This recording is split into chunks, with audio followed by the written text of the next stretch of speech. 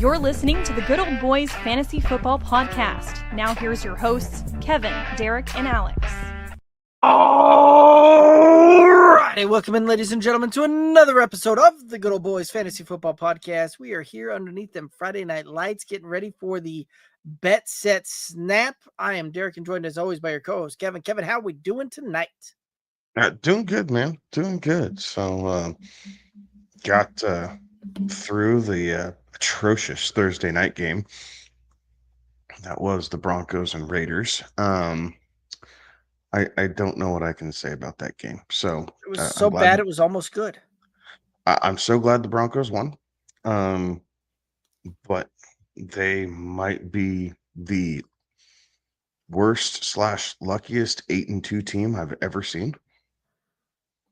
It's giving off Chief vibes from last year a little bit, right? With all these one-score games and these, managed just to pull it out at the very end.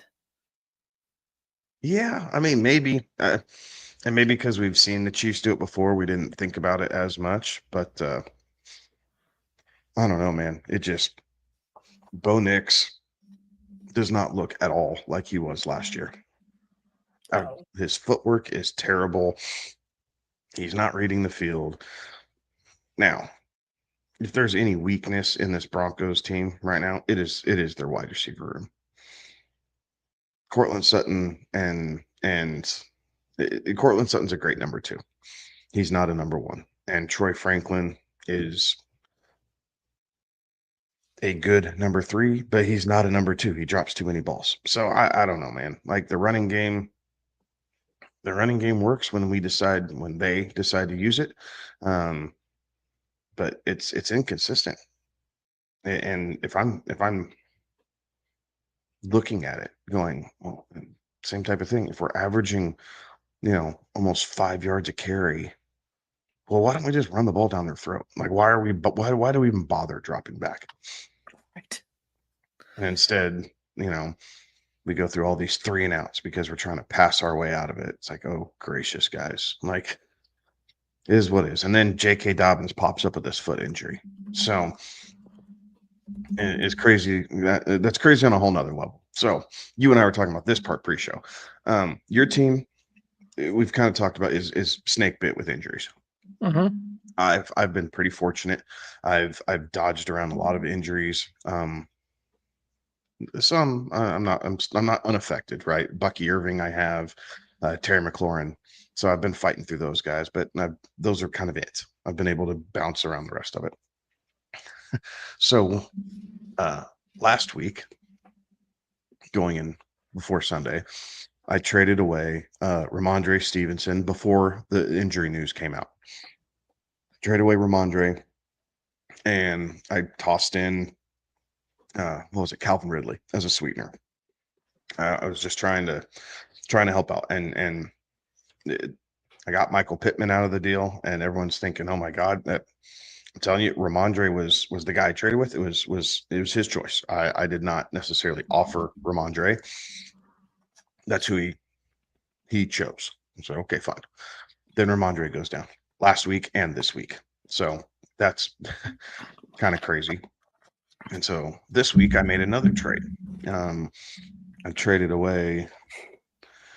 What did I trade? I traded away J.K. Dobbins and Brissett to a team that only had one quarterback. They were struggling, and got Josh Jacobs in return. A guy who's underperformed a little bit from where we thought, but still, in how our league works, is scoring pretty well because the volume's there, but the efficiency's not. So, I felt like I upgraded a little bit there. And then this J.K. Dobbins news. So I apparently, Derek and I were joking around earlier that the guys I trade away, apparently I hex them or curse them or something, like when I trade them away from my team, because then they end up on the injury report. And hopefully for the Broncos, everything goes well with J.K. Dobbins. But if not, Derek, you might be onto something, dude. And it's not like they just, you trade them and it's in like instant. They go on, they have injury report happen. Yeah, the next couple of days, right? The trade went through on Wednesday for Dobbins. So that flipped. He played Thursday, so he did play this week where Ramondre was out before. I Right. think it Same was with Ridley. exactly a week prior. Like they were out right away. But Dobbins got at least a play. But yeah, it's weird home league stuff. It just sure everybody has random stories like that. But this year, you're the team that just cannot stay healthy. Oh no. They stay healthy until I don't want them anymore, and then they give up and they get hurt. Right. Yeah, I cannot remember a season where I've been this snake bit with injuries. Like, Yeah. No, just absolutely. So I guess the big news, right? We kind of let in with these injuries. We'll continue to touch on it. Ramondre Stevenson, excuse me, is out. Um, Bucky Irving is out. We're going to see another week of Rashad White. I'm not sure why Tampa Bay didn't put Bucky on IR, but here we go, because it doesn't even sound like he's practicing a whole hell of a lot. right. DeAndre Swift was not on the field practicing for this week. He's still listed as questionable, but if you're not on the field on Friday, it's getting pretty slim. So we'll see how that looks. It might be another Monungai week. So hopefully those of you who picked him up last week kept him around just to make sure Swift was fully healthy, because you could see another very heavy workload his way, which in our home league is awesome, because we are a volume based scoring league, not necessarily touchdowns. We like catches and carries and all, points for sipping Gatorade. Derek and I joke around about a lot. So possibly, that's not guaranteed yet. So you guys check the injury report that comes out tomorrow. If he's still questionable, check it again 90 minutes before game time. Good thing is they have the early game, so you'll know how to plan out the rest of your day if you're waiting or hoping for DeAndre Swift, and if he does or doesn't go. At this point, if you have Monungai and you do not have Swift, I would feel really confident with starting Kyle Monungai in your flex spot, at least, if not your RB2. Like, not practicing all week with as good as he showed last week. I think there's enough confidence there that you can do that. So hold on to him, watch the news, but you never know. Brian Thomas Jr. for the Jags out. So see some Parker Washington. We'll see some Jacoby Myers. See how that goes. Troy Horton for Seattle is doubtful. So Rashid Shaheed in a semi-new concept. Remember, this was the offense Shaheed was in last year.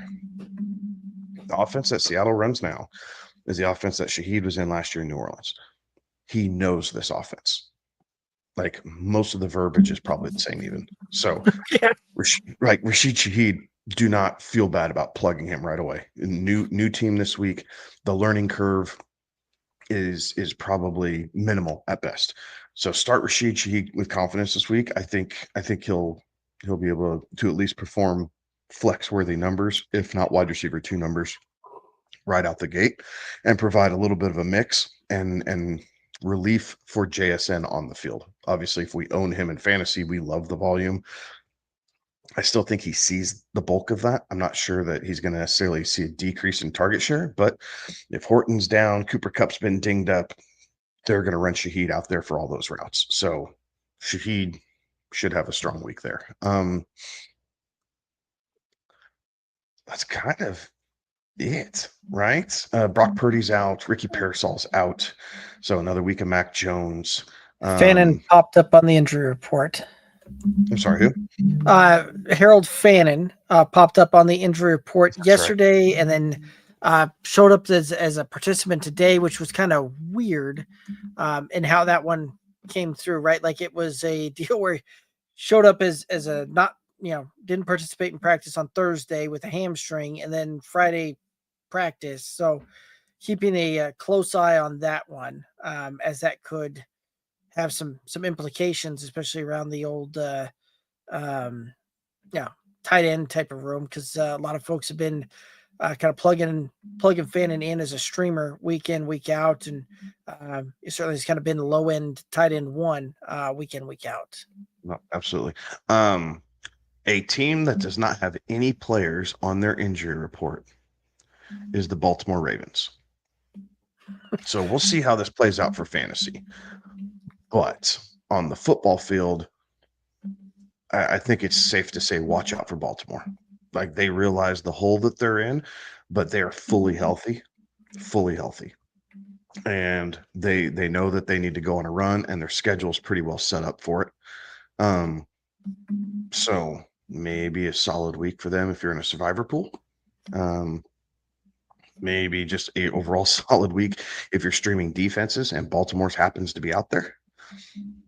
Like, just some different things, right? Just information to play with. So they see how that goes. We had a lot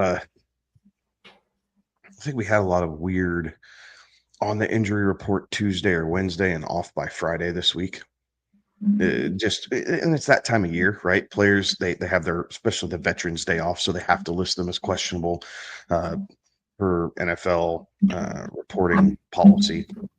If they don't participate, you got to throw them as questionable, no matter the reason. So I think a lot of that we're seeing here as we get through bye weeks, or a couple of these teams still preparing for their bye week here in a couple of weeks. So, overall, it's a pretty straightforward week, which is appreciated. You kind of know what you're expecting here, or know what you should expect this year or week, as I tongue tie myself. So let's, I guess, unless I missed any big names. Not that I can really think of. Awesome. It's nice not having to spend 30 minutes on this like we did a couple weeks ago. Yes, that is very nice. I was trying to think if there's any other ones that kind of stand out, but nothing immediately pops out there. Maybe when we get into some of the questions, things like that, we may think of one or two there as well. But anyway, should we? Here, I'm not seeing Judkins is off the injury report. Mm-hmm. So, yeah, I think we're good. All right. Oh, AJ Brown. AJ Brown said he expects to play Monday night. So right. I understand he has not been the best fantasy asset in totality this season, but he is one of those guys that if you drafted at the back end of the first, top end of the second round, if he's healthy, you kind of got to play him at this point, right? If you haven't been able to move him and he's sitting on your roster, unless you are blown away by better options, you just kind of got to suck it up and hope for the best here. Difficult-ish matchup going up against the Packers on Monday Night Football. I think it should be a really good game, though. So I always like having a vested interest on Monday Night Football games.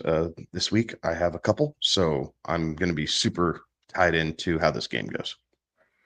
Yeah, I like it. Should we go ahead and hop into the questions? Got anything else you want to hit up? Oh, let's go ahead and jump into it. All righty. We're going to go ahead and start with VV over on Twitch asking, yo, what's good? Not much. We're rocking through the bet set snap here on a Friday night. Welcome in, VV. VV saying that they've got Lamb and Olave as the wide receivers. Lamb is on bye. They also have Keenan Allen and Alex Pierce. Who has a better week 10? Ooh, better week 10. I think Keenan Allen's your safer option here. Both wide receiving groups are relatively healthy, right? So Pittman, Pierce, Pierce, Tyler Warren, and Josh Downs. All those guys are healthy. Jonathan Taylor, healthy. On the flip side, for the Chargers, McConkey, Allen, Godson, Quentin Johnston, all those guys are healthy as well. Vidal's healthy. So kind of equal playing field there. I would tell you the way the Chargers are playing, they're about 64% pass right now, where the Colts are much closer to a 50-50 split. So just sheer volume and opportunity would lean me towards Keenan Allen this week. Alec Pierce could definitely get over the top and have a deep ball. That's not really Keenan Allen's game, right? He's going to get there by volume and red zone targets. Alec Pierce is going to get there because he breaks one over the top, and Indiana Jones finds him. So if you need the ceiling play, I could understand playing Alec Pierce if you really kind of need to shoot for the moon with having Lamb on a bye this week. But if you just need some consistency and know that you're going to get, 9 to 13 points in that range somewhere, I think Keenan Allen's your guy. So I kind of lean the other way just from how the Chargers have started going with their offense the last couple of weeks.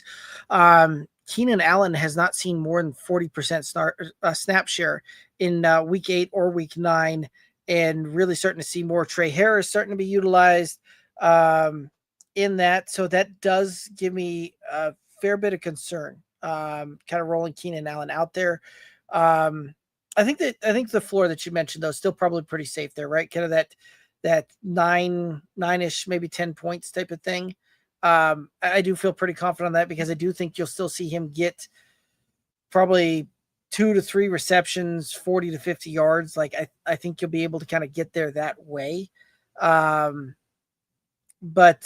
overall, I would probably lean on the Alex Pierce side of things, just because of how some of right availability and that opportunity piece kind of playing far more there.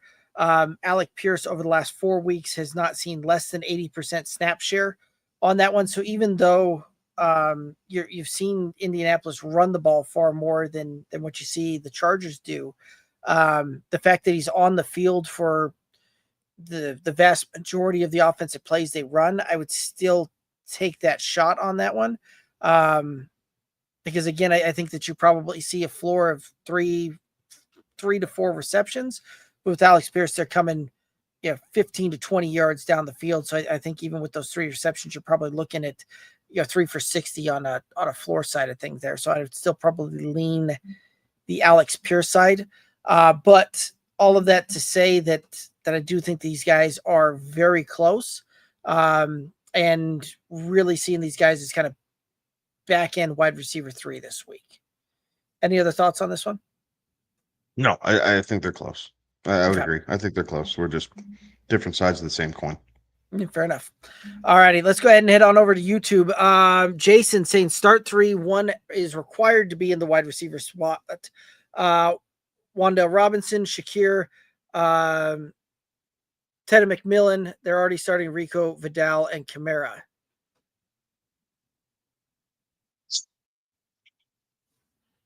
Start 3. I feel like I'm not playing Kamara. Like Kamara's the absolute no. Ted is my wide receiver that I'm starting there. Vidal, how I'm that starting. group, I'd tell you it's Wandell. If I had to pick one of Okay. those 3 receivers, I'd tell you it's Wandell. Okay. I mean, I could see it. I probably lean the Tet side of things just because, well, I mean, The Saints Wandell is kind of matchup is juicy, but the right. Saints matchup is juicy. I understand the McMillan side. Wandell's just kind of been the consistent guy there for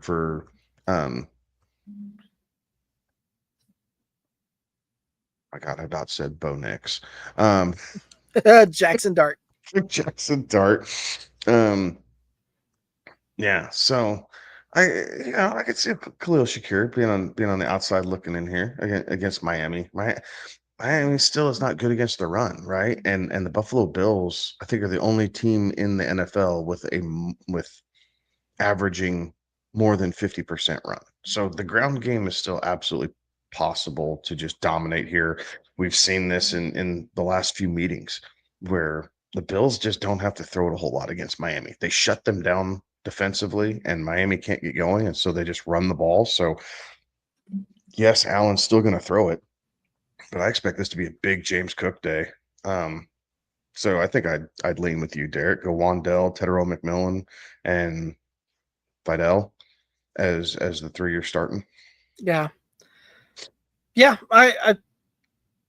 let's roll with that. I feel pretty good on that one there as well. For much of the same reason, right? Like I think Kamara and Shakir, yeah, no thanks. That's kind of where I'm at. Jason also is asking, should I drop Isaiah Davis and Ayuk for Nick Chubb, Tootin, Gainwell, Corum, Amari, or Rodriguez named captain this week? Maybe JCM is done. I think I think you can drop Ayuk. I don't think he's going to be healthy enough to make a difference. And Purdy is still dealing with this turf toe thing. Like, again, another guy that probably should have just been put on IR. But he hadn't been ready to go yet. So then it's just a case of the backups, right? Do you want Tootin, Gainwell, Corum, Isaiah Davis is in there? I would drop Davis only because I think if a starter goes down, where's the most efficiency or the most, I guess, benefits to having one of those guys on your bench? I would argue it's Gainwell and Corum. The Chris Rodriguez thing is interesting. I think he was named captain more so because of what he does for them on special teams than doing that. They named him captain because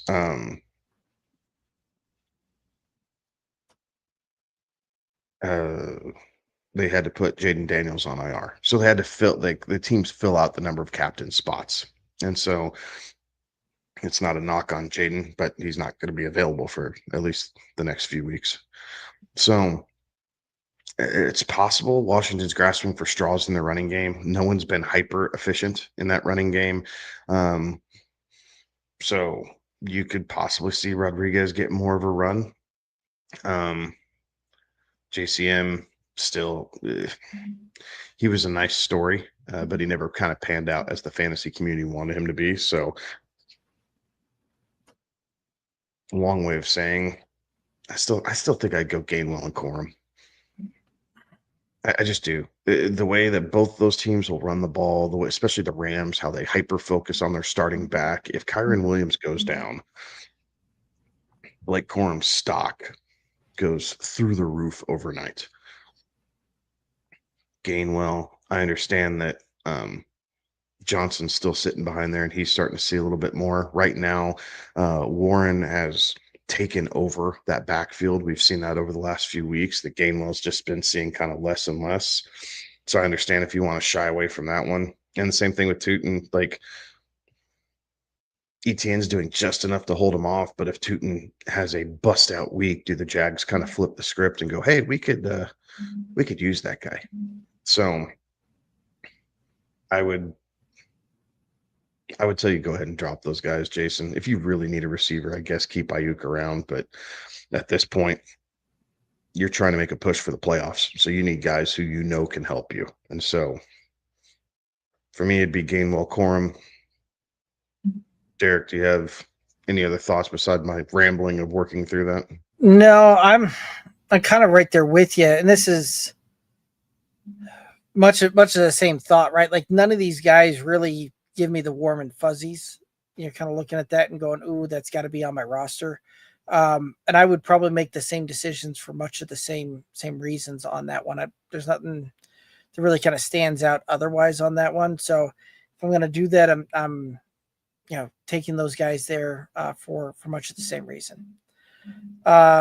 Jason chiming in as saying, start 3-2 have to be wide receiver spots between Pittman, Jalen Waddle, Teta, Jalen Warren, Kamara, DJ Moore. I know my three. What are you sitting at with this one? I'm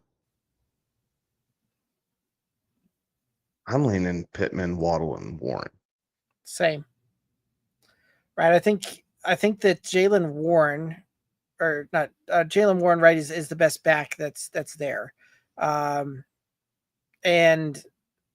wide receiver wise, I think Jalen Waddle and Michael Pittman could both be top 15 wide receivers on a weekly finish. So Tet McMillan, I think he's probably down there, mid to back end, closer to back end wide receiver 2 than mid wide receiver 2. And DJ Moore, I think, is probably wide receiver 3 territory this week. Any other thoughts on this one? No. You want to see Tedero McMillan get loose. And again, this matchup that he has against the Saints is juicy, but he just doesn't get in the end zone. Right. Like you're banking on him finding a way into the end zone. And right now, if they're getting close, they're handing the ball off. Right. Rico's taking that job and really running with it right now. So they're trying to minimize risk and maximize efficiency for Bryce Young. And right now, that is, if we get in the red zone, we're going to hand the ball off. Like we're just not going to put you in a position where you feel like you need to force it anywhere. And so it's really come at the detriment of Tedero McMillan in the fact that he's not seeing red zone targets. Like he hasn't really been able to bust one over the top of the coverage and break loose. So Pittman and Waddle right now are both consistently seeing 8 to 11 targets a game. Like it just kind of set like clockwork no matter what. Pittman had a terrible first 2.5 quarters of the game last week and still found a way to have 8 catches and over 100 yards. Right. Like it just is just kind of one of those things. And Jalen Waddle, it's looking much more like the offense pre-Tyreek Hill right now than it ever did last year when Hill was out, in large part because Tua is still healthy and in the game. They're not completely hamstrung at quarterback, but Jalen Waddle's seeing a ton of targets right now. And because he can play inside and outside, he can be a mismatch nightmare for a defense. So he's seeing targets because of that. So I think those two are the clear choices at wide receiver. And Jalen Warren, he's just going to see a ton of volume. And we know Pittsburgh wants to run the ball and throw it to their tight ends. Like that's just kind of what Pittsburgh's are about right now. 6 targets to DK Metcalf a game. But his A dots under 10 yards, like he's getting the ball in close. So he's having to make a guy miss and then go. He's not beating anybody over the top really. So I agree with what you had to say. All righty. Jason asking, should I drop Mike Evans to pick up a quarterback for next week? Terry and Hampton in the IR spots. Which QB's best for next week between Dak, Geno, Rodgers, Mariota, Fields, and JJ McCarthy? It's Dak. It's Dak Prescott. And yes, drop Mike Evans. Mike Evans cannot help your team this year. Right. So there you go. Easy one with the consensus on it. Jason, I feel like Dak might be the best, but I have Javonte already. My Danny Penny's on bye. Go Dak. Dak. I would as well. He's got to put up 30 points to be. The team has to put up 30 points. Play the situations. Dak has your highest upside. Right, and I may have been on the record on this one as well, but the fact of having 2 players from the same offense doesn't necessarily scare me on my starting fantasy roster, right? The fact that you've got Javonte already and you're playing Dak doesn't worry me in the slightest, right? Because Javonte does have, potentially some balls coming out of the backfield there. But the only thing that I start not playing is when I've got 2 of the same positions, 2 players in the same position on the same team, right? If I've got 2 wide receivers, don't necessarily want to do that, right? I don't want to. If you have Rice and Worthy, right, from the Chiefs. Right. That's not what you want to do. Right. The only pairing like that I might do is Pickens and Lamb, right? Like I would argue Puka and Devontae Adams, but that's it. Oh, yes. Those 4 players would be the only ones that I'd be like, okay. Same thing too, right? I'm not going to start 2 of the same running backs from the same backfield, right? Like I can't think of another a backfield out there that I'm like, ooh, yep, let me start 2 running backs out of the same backfield on that one, right? And there's some of that because if I'm starting a quarterback and a running back from the same deal, right? Like that's one of those that the offense is going to most likely put up points, and yes, it kind of narrows you in there a little bit, but there's a reason that you can also stack players out there as well, and there's a reason that in Binking, I see him down in the chat there. He'll go out there and tell you that some of the times when you're playing, especially DFS side of things, you'll do big stacks on that to try and pull through. But the Cowboys have Vegas next week, right? Like you can't ask for a better matchup. Right. So coming off a bye, let him get set. Vegas, who is not very good, we've seen that. Yes, the Broncos defense is better than the Cowboys. However, Vegas needs to figure out who they are offensively outside of Brock Bowers, and the Cowboys will still need to put up 30 points in that game to win or more. Mhm. Yep. So good. It's an easier path in that aspect than any of the other quarterbacks you mentioned. Yes. Jason saying that they're 7-2. I send Rico, White, Harrison for Jamar Chase, Hampton, Woody. Did I win or no?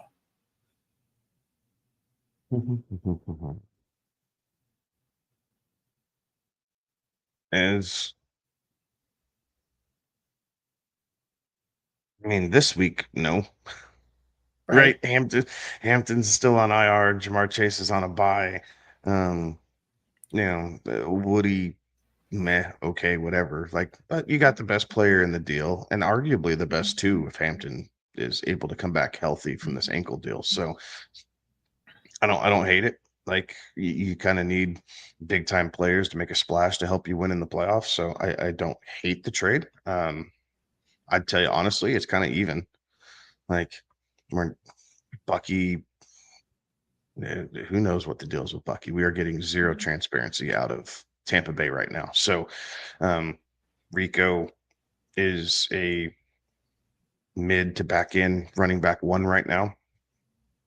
Jamar Chase should be able to absorb that in spades, even though it's at the wide receiver position. And Hampton should be able to step right in and get all of his volume back as soon as he's healthy to go. So you'll see, back in running back one numbers potentially out of Hampton once he's back as well. So Woody Marks is just kind of the sweetener, but overall, I think you're fine. And Jason put his roster in there. So the team now is Daniel Jones, Saquon Barkley, Kyron Williams, Jamar Chase, Drake London, Nico Collins, Henry at the tight end, Sutton at the flex, and Javonte at the flex. Benches Hampton, Terry, Woody, and Tracy. Yeah, there's nothing wrong with that, right? I really like that. So you can absolutely absorb Chase being out this week. Uh-huh. So, yeah, I think you're set up very well. All right. In July, chiming in on YouTube, asking to trade away JT and JMO for Javonte, Kittle, and Zay Flowers. No. I wouldn't do that deal. I want the JT side. I want JT is really what I want out of that. Yeah. Javonte's been okay, but he has not been really anywhere near JT levels. George Kittle's great when he's healthy, but again, who knows when Brock Purdy's coming back, and George Kittle just sometimes is health adverse. He plays, and then all of a sudden he can't, whether it's a hamstring or a groin or an ankle or a knee or whatever, that's fine. And Zay Flowers, he's another guy who just doesn't get in the end zone. There's just not a touchdown upside with Zay Flowers. He has to catch 8 balls for 100 and some odd yards for him to get there. He's not able to do it off of 5 for 56. Right. Yeah. So I would rather play JT and JMO. Absolutely. And the Lions, one more thing. The Lions have acknowledged that they have not gotten JMO the ball enough this year. They've come out and outwardly said that. So I wouldn't be surprised if you see him, or you see the Lions try and get him a bit more involved early here in the next week or two. So, he can be a bit more engaged in the games, because the Lions understand that they're going to need him to be opposite of St. Brown to be successful. Yep. Vivi saying that, yeah, it's close, and thanks guys from earlier on that question on the roster there. Binking chiming in saying, sup fellas, been digging deep this week, really got some lineups that they're loving this weekend, and that they haven't felt this confident since week 4. So that's good to hear that you've got some things that you like this weekend there, Binkin. And asking JJ McCarthy or Dart this weekend. It's got to be Dart. Right?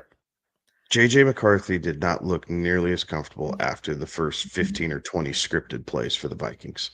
Right. Like, he looked really good to start. Those plays that they hammered in and kind of practiced and worked on all week long. After they got outside of the scripted plays, McCarthy started getting a little antsy again. His feet got a little happy. He started highballing a lot of those throws, and it just wasn't nearly as efficient after, the first quarter or so as he was at the beginning of that game. So Jackson Dart, he's the gamer right now. So the way he's using his legs and kind of moving things along. So I would play Dart. Yeah. Dart QB6 this week. Think that's too high?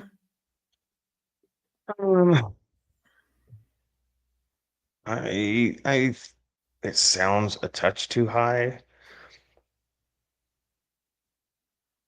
but I don't know. I mean, Chicago's defense at times just does not show up. Right. I'm going to tell you it's a touch too high. Like, Okay. I'd tell you 8 or 9. I think Okay. 6 is a bit too high.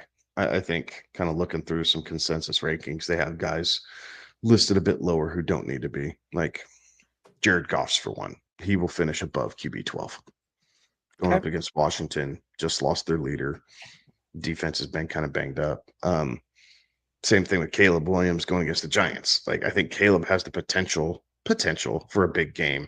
We saw it last week against the Bengals, and I understand it's the Bengals, but I think that Caleb Williams Jackson Dart matchup going head to head could look interesting.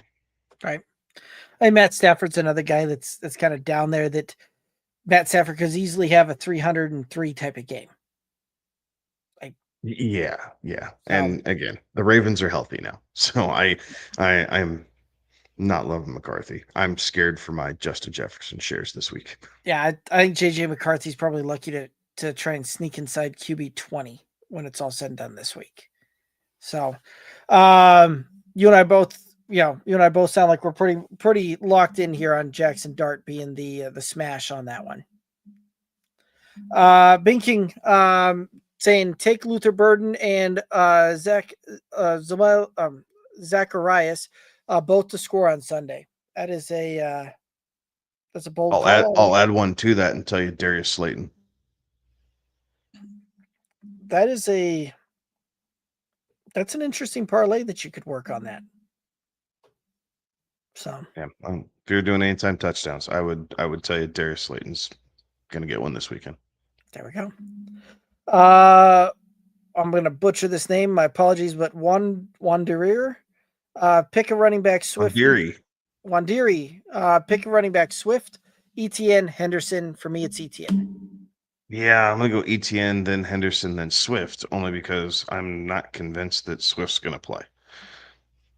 So you might be eliminating this decision by one player as soon as the news breaks tomorrow or Sunday morning. So if Swift is in, then he becomes number 2 behind ETN, and Travion Henderson goes to 3. But until we know Swift is going to play on Sunday, I'd agree with Derek. ETN, then Henderson, then Swift. All right, I like it. Binking saying take number 2 between Gibbs and Monty plus Burden plus Zacharias combined for 6 TDs. Ooh, that's a hot take. Yeah, that's spicy. Yeah, that's spicy.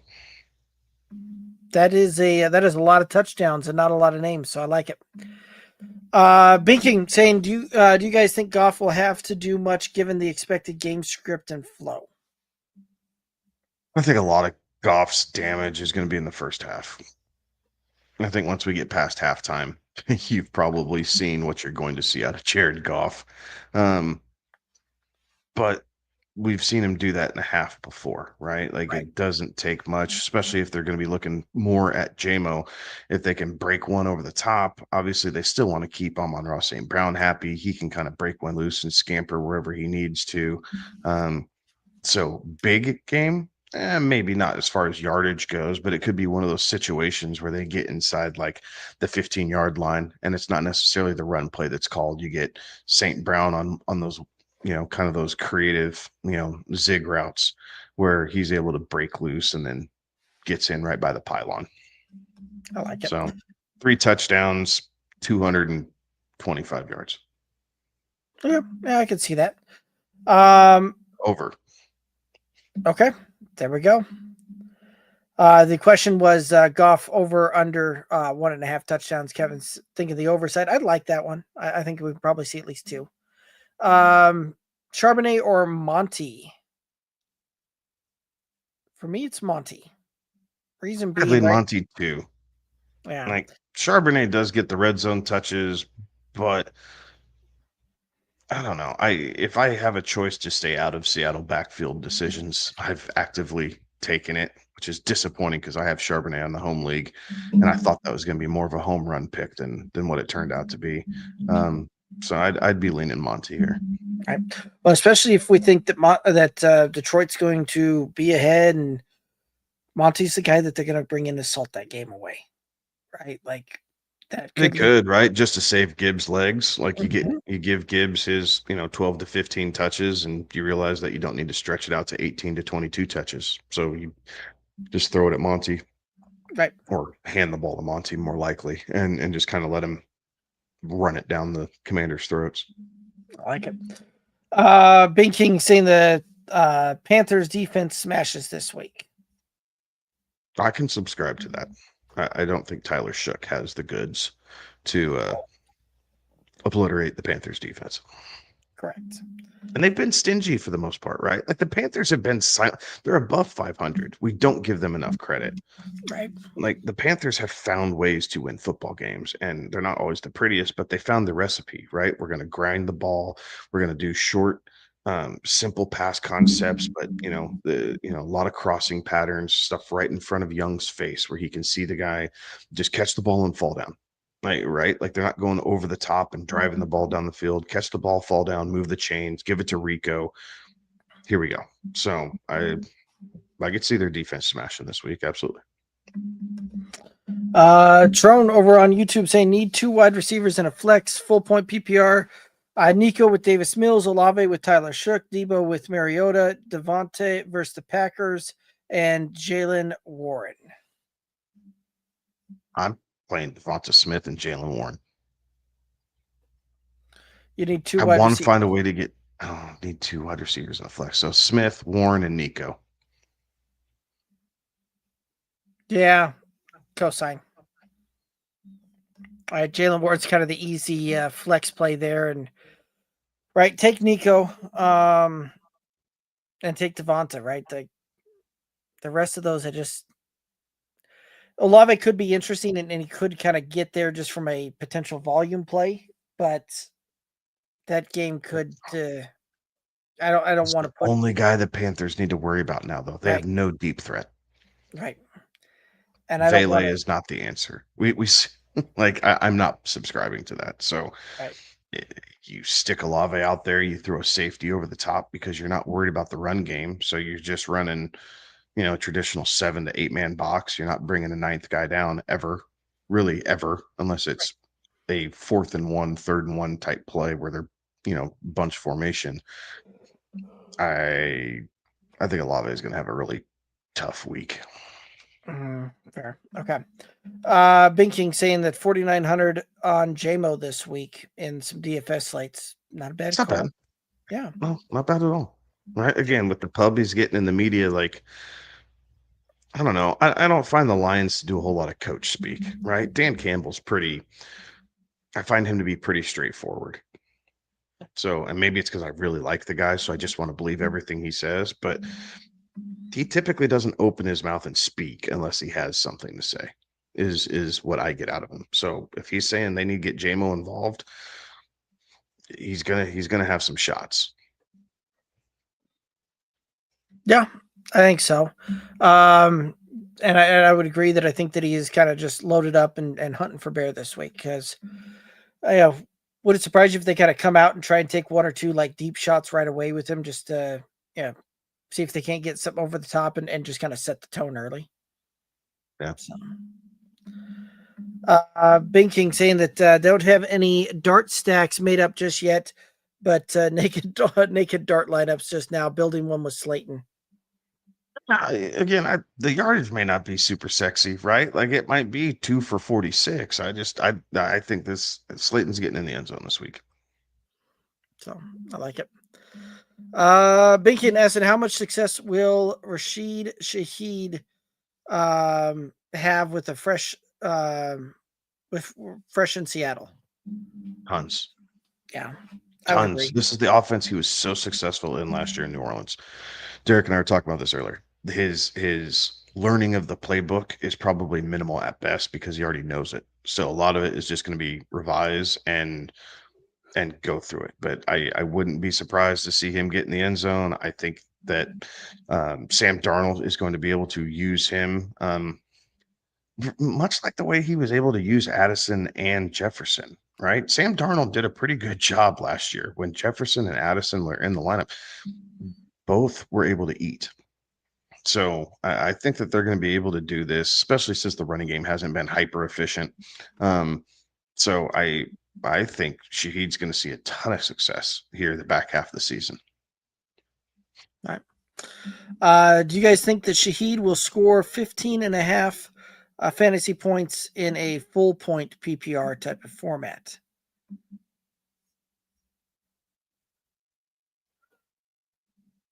$15.9. Yeah, I think so. Bit. I think so. I think so. 5 for 85 with a touchdown. Get you there. Yeah. And that's really what's gonna be the thing that puts that over the top. And if you get there or not is going to be the touchdown on that one. I do like the fact that we'll probably see Seattle put up some points on this one. Yeah, it honestly wouldn't surprise me if we see them take a shot with Shaheed over the top and go deep, and we see him get a 40-yard touchdown in this one, right? Like I could see that one come into play. So okay, you talked me into it. We'll go there. Rico projected ownership is 31% right now for the major contest. Does that feel too high coming from Bing King? I mean, it feels a little high. I'm just trying to think where your pivot would be, right? Like, again, New Orleans is not good. So if that's the case, then your pivot could be, I think your pivot could be Judkins going against the Jets. Your pivot could be who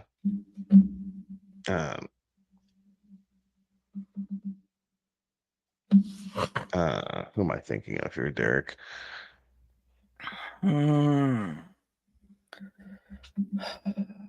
Monungai against the Giants if Swift doesn't play. Right. I like Monungai as a very value pick on that.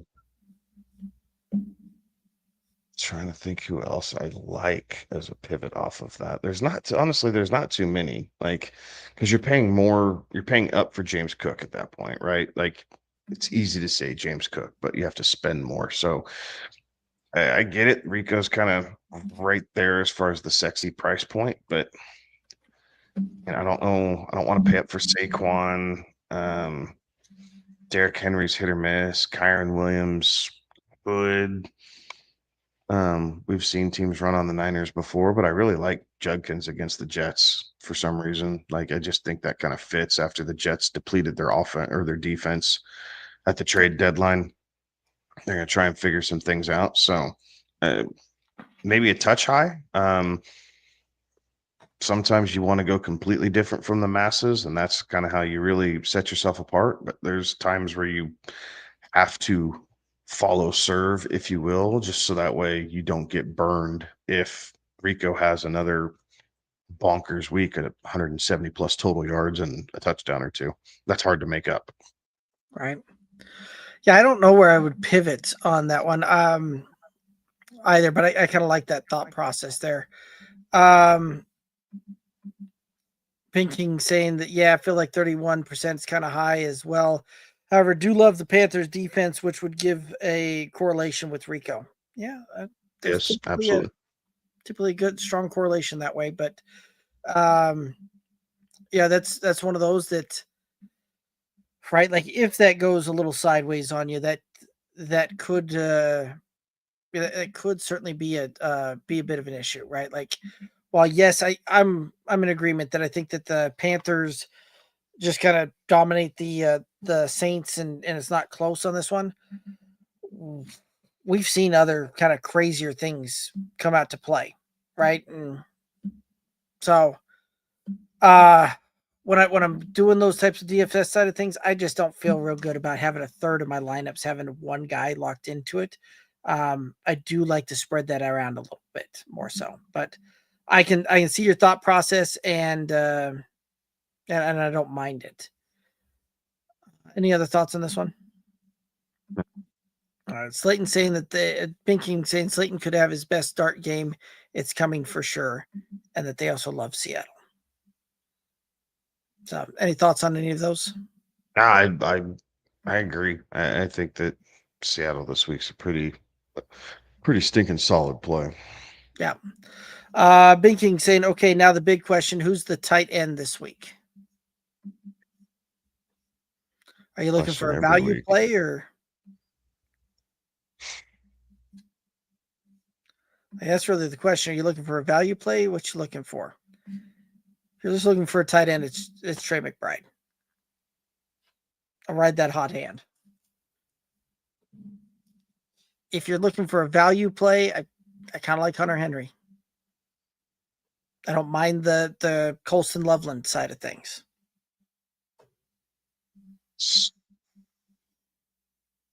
Can't believe I'm saying this. I like Kyle Pitts this week. This is where the Colts are weak, right? Like, again, the Colts are weak defending the pass in the middle. So I think Kyle Pitts, who's been fairly consistent, right? We've seen him with 4 or 5 grabs, for about 50 yards every single week this year. Is what he's averaging out. So his floor is relatively safe. You're not going to take the goose egg like you've seen from him in years past. And this is where the Colts are susceptible. If Sauce Gardner is locked in and ready to go, he will create problems for Drake London. Maybe not completely shut him down, but at least create problems. And if you think that the Colts are going to be jumping out early on Atlanta, pushes Penix into more of a pass type situation, Kyle Pitts could be, a guy, as far as a tight end goes, where we could see 8 targets to the tight end, which we typically don't see that. So I think opportunity is there. If you want to go further down the board, I think Zach Ertz is interesting, only because I think we all expect Detroit to kind of just jump on Washington. They're going to have to keep throwing the ball. So I think Zach Ertz is interesting for at least a volume type play. I think that if you want to take, I'd say Musgrave is like a deep flyer, but that's not the main slate, so we'll stay away from that one. Here's one for you. Dirt cheap. Greg Dulcich. Yeah, that is about bottom of the barrel. Bottom of the barrel.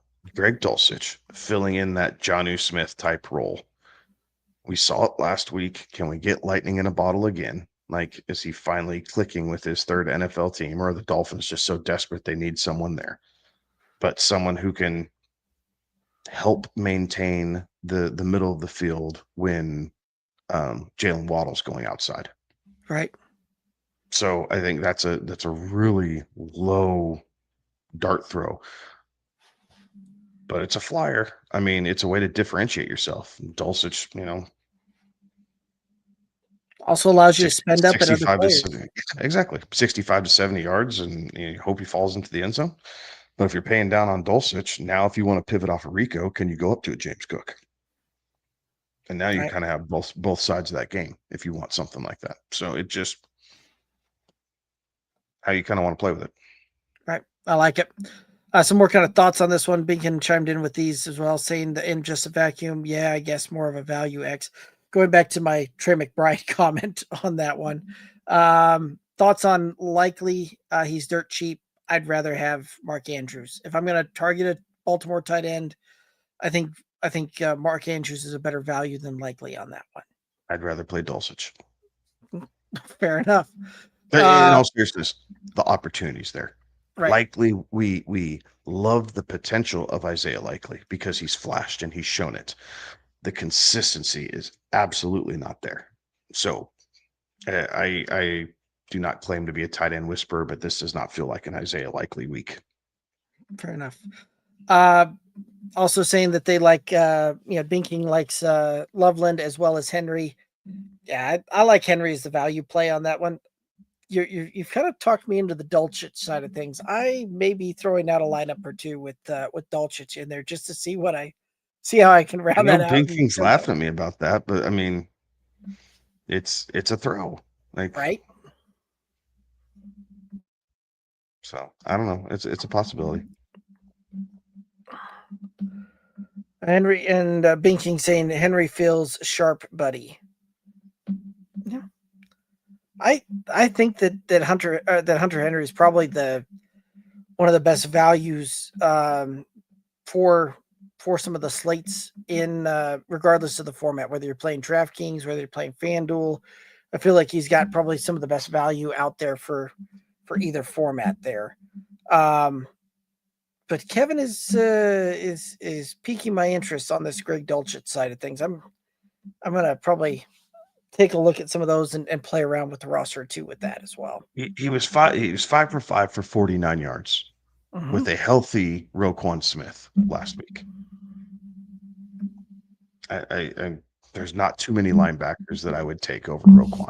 If I had to start a team and pick one linebacker to anchor that position group, he's at the very, very top of my list. That's fair. If he can do it with a healthy Baltimore linebacking core, you don't think he could do it off of a Buffalo team that maybe has a letdown after getting that big win over the Chiefs? Yeah, I like it. Binking saying Henry's due and game script would tilt the outcome if Pat's favor if Henry has a day. Yes, and Butte's out. That was one guy we didn't listen. So Butte's out. So it's possible Henry does see more. So there's nothing wrong with that play either. I like that one. And I think off of everybody we mentioned, I think Hunter Henry has a very good shot of falling into the end zone. Right. And that's for tight ends. That's the thing that kind of separates you out into a top 6 tight end on a week and one that's not is, did you fall in the end zone? If you fall in the end zone, you've got, potential week winner type of tight end there. And if you didn't, there's really not any tight ends that I say that there's very, very few tight ends that are able to get there through volume and yardage alone. So, all righty. Well, I do believe that's going to take us down here to the end of it. We'll give folks any, kind of last chance to throw any questions, concerns, comments that they have out there. But any final thoughts out there for the viewers and listeners? The final Europe game of the year. So be sure to get on and set your lineups early and look early Sunday morning. Colts and Steelers. Yeah, Colts and Steelers. That's right. I'm double checking now as I said that. Yeah, Colts and Steelers. Or excuse me, Colts and Atlanta. There we go. So again, be mindful of that. We hadn't had one for a couple weeks. So make sure you set your lineups either Saturday night before you go to bed, if you have those early morning games, or set your alarm, get up early and check it before the 7:30 Eastern kickoff. Or excuse me, 9:30 Eastern. Yep. 9:30 Eastern kickoff. So be sure to check that out. I really like the Monday night game this week. Obviously, Packers Eagles has a whole lot of potential implications going on there, so that should be interesting. Rams and 49ers is always an entertaining game, so I like seeing that one as well. And then there's some. I think Baltimore and Minnesota could be good. There's potential to be good. Outside of that, I'm honestly not excited. Maybe maybe the Tom Brady Bowl, maybe New England and Tampa Bay. I'll include that one. Outside of that, I'm not super excited about a lot of these games. Like, I think Seattle's going to wipe the floor with Arizona. I think that Detroit's going to wipe the floor with Washington. Ultimately, I think Buffalo should wipe the floor with Miami. Like, I'm not. Jets in Cleveland, woohoo. Saints in Carolina, as far as a game goes, woohoo. Like, I could be flat out wrong, but there's not nearly as many guys or games this weekend that I'm excited to tune in and watch as we've had in weeks past. And just a little flat this week. Right. I would expect that the Rams come out and kind of take it to the Niners a little bit, but that's one that Kyle Shanahan just seems to have McVay's number. So that one I think will be closer than necessarily would think, just kind of off the cuff and kind of looking at it. So yeah, those teams typically come down to the wire. So that one in kind of that late window could be kind of a one worth watching, keeping an eye on. But I'm kind of right there with you. They're the games wanting to watch are kind of few and far between this week. So it'll be what happens when you have three of the better offenses on bye with Dallas, Cincinnati, and Kansas City. Right. Or at least fantasy relevant. Maybe I shouldn't say better offenses, but fantasy relevant players. Fair enough. Alrighty. And then the last comments we have coming in here. Binking saying, okay, enjoyed the show as usual. Thanks for everything you guys do. Love the sharp insight and takes. Good luck this weekend. Let's get that cash. And saying you guys keep pushing. Big things are coming in the future. Appreciate those kind words there, Binking, as well as everybody else tuning in, chiming in throughout the show and the chat. Always enjoy interacting and getting to cut it up with y'all, and appreciate everybody tuning in, chiming in. But that's going to do it for us tonight. Do us a favor, hit the like button, the subscribe button, the follow button, wherever you're consuming this content at. Certainly does help out. But that's going to do it for us tonight. He's Kevin. I'm Derek. Have a good one. Be safe. Toodaloo.